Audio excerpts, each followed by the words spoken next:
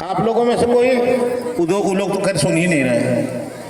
इधर आ जाइए, इधर आ जाइए, बैठिए, करिए एक सर्वेक्षण भी करिए। यहाँ देखिए, अर्थात इसमें से कोई भी 10th पास नहीं है।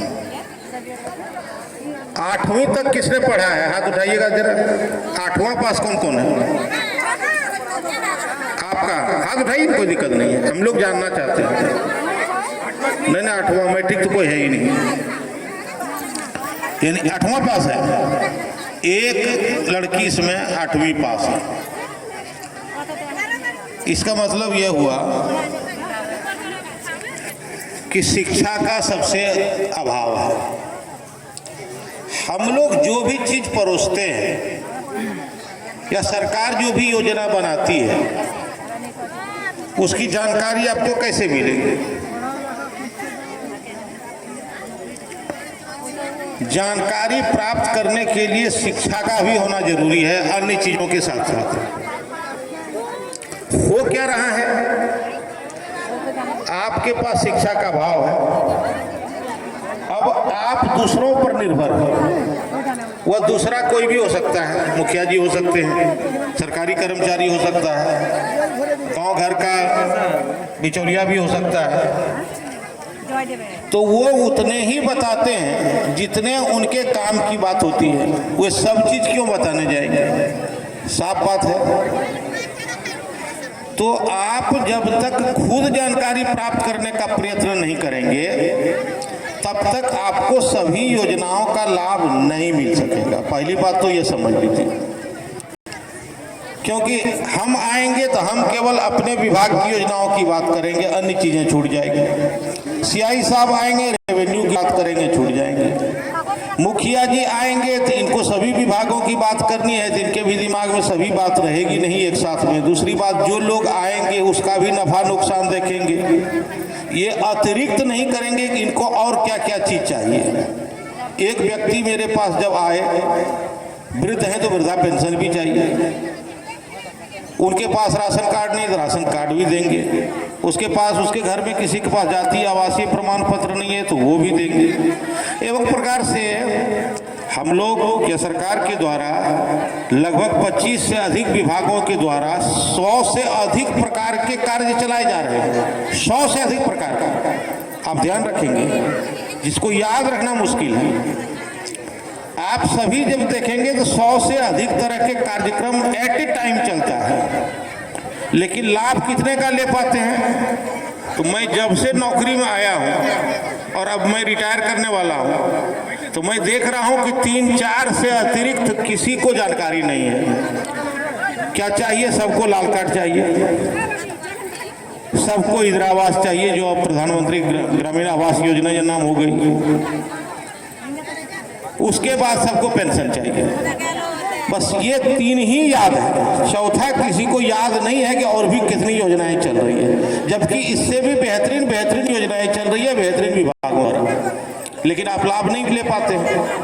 बस यही 3 चीज लगता है, ये 3 हमारी राष्ट्रीय समस्या हो गई है कि सबको लाल कार्ड दे दीजिए, सबको राशन मिलेगा, सबको वृद्धा पेंशन दे दीजिए, सबको एक घर दे दीजिए। ये 3 ही काम है क्या? ये 100 से अधिक प्रकार का काम है। अर्थात जब बच्चे जन्म नहीं लेते, माँ के गर्भ में रहते, उसी समय से सरकार की योजना चालू हो जाती है। आपको टीका लगाया जाता है ना कि बच्चे सुरक्षित रहें। गर्भवती को भी दिया जाता है, गर्भवती महिला को भी पोषाहार दिया जाता है, किसी न किसी विभाग द्वारा, जो समाज कल्याण विभाग द्वारा दिया जाता है। उसके बाद बच्चा जब जन्म लेता है तो प्रसूति हित लाभ दिए जाते हैं, उसको लाभ दिया जाता है। उसके 3 साल तक बच्चे को टीका दिया, ये सारी मुफ्त है, ये सरकार सब मुफ्त देते हैं। आप देखिए, मैं जन्म से पहले की बात कर रहा हूँ कि जब बच्चा धरती पर नहीं आता है उसके पहले से सरकार चिंतित है आपके लिए, ये सारी योजनाएं आपके लिए चला रही है। फिर जब बच्चा थोड़ा सा बड़ा होता है, चलने फिरने लायक होता है, तो आंगनबाड़ी में भेज देते हैं, वहाँ पोषाहार मिलता है, पढ़ाने की व्यवस्था है, सिखाने की व्यवस्था है, उठने बैठने की व्यवस्था है। थोड़ा और बड़ा होता है तो आपको स्कूल में जाते हैं, वहाँ भी मध्याह्न भोजन है, वहाँ भी सरकार के द्वारा फ्री में एजुकेशन मुफ्त शिक्षा दी जाती है। वहाँ कोई शिक्षक का वेतन आपको नहीं मिलता है, वहाँ कोई फीस नहीं देना पड़ता है, वो सरकार देती है। फिर अब बड़े होते हैं, इस क्रमशः बड़े होते चले जाइए, फिर 8वीं कक्षा कक्षा में जाते हैं तो आपको साइकिल मिलती है, उसके पहले पोशाक भी बच्चों को मिल जाता है, फिर छात्रवृत्ति मिलते हैं, बीच बीच में अन्य भी कई चीज़ें स्टाइपेंड आते हैं। कॉलेज में जाते हैं बच्चे तो वहाँ भी मिलता है, यहाँ तक कि इंजीनियरिंग मेडिकल वगैरह में पढ़ते हैं वहाँ भी वजीफा मिलता है सरकार के द्वारा। मैं केवल ये बताना चाहता हूँ कि कहाँ कहाँ है सरकार, आपके हर कदम पर है। फिर वहाँ से जब आप बाहर निकलेंगे तो नौकरी चाकरी में जब आवेदन देंगे या किसी विभाग में देंगे, वहाँ भी सरकार की व्यवस्था है, वहाँ भी सिस्टम है। फिर वो बच्चा बड़ा होगा, फिर शादी ब्याह होगी तो शादी ब्याह में आपके देखिए कन्यादान से लेकर क्या क्या योजनाएं चल रही है बच्चों बच्चियों के लिए, बालिकाओं के लिए, वहाँ भी दिया जाता है। यहाँ तक नहीं, जब मृत्यु हो जाती है तो मृत्यु के बाद भी सरकार के द्वारा यदि नेचुरल डेथ है तो पर भी, और अननेचुरल डेथ है तो वहाँ पोस्टमार्टम इत्यादि की जो व्यवस्था है, किसी को फीस थोड़े लगता है, वो सरकार की व्यवस्था है। मृत्यु के बाद भी जैसे दाह संस्कार तक के लिए यदि राशि नहीं है, कफन कुर्ता के लिए भी नहीं है, तो वहाँ भी सरकार है। आप जन्म से पहले से लेकर मृत्यु के बाद तक सरकार की व्यवस्था एक व्यक्ति के लिए, और सैकड़ों तरह के कार्यक्रम हैं। लेकिन आप जानेंगे कैसे, आप लाभ कैसे लेंगे? इसलिए कि आपके पास जानकारी का अभाव है। हर आदमी दूसरे पर निर्भर है। आज से जब 30 साल पहले मैंने नौकरी प्रारंभ की थी तो इसी प्रकार की समस्या थी, तो 30 साल में हमने प्रगति क्या की? फिर वह यही 3 समस्या, यदि एगो घर चाहिए, एगो वृद्धा पेंशन चाहिए, राशन कार्ड चाहिए, बस यही तीनों यदि आप जानते हैं, और अभी जाइए तो यही 3 काउंटर पर सबसे अधिक भीड़ होगी।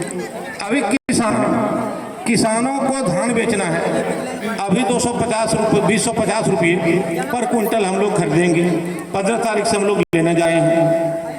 अब उसके लिए देने के लिए करना क्या होगा? तो किसानों का निबंधन कराना होगा, रजिस्ट्रेशन कराना होगा।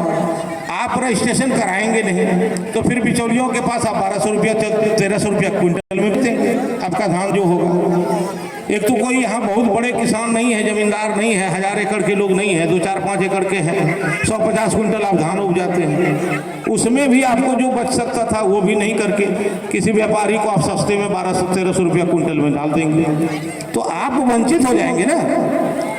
तो इसको लाभ लेने के लिए अभी काउंटर की लगा हुआ है एग्रीकल्चर डिपार्टमेंट का, कृषि विभाग का, वहाँ किसानों का निबंधन का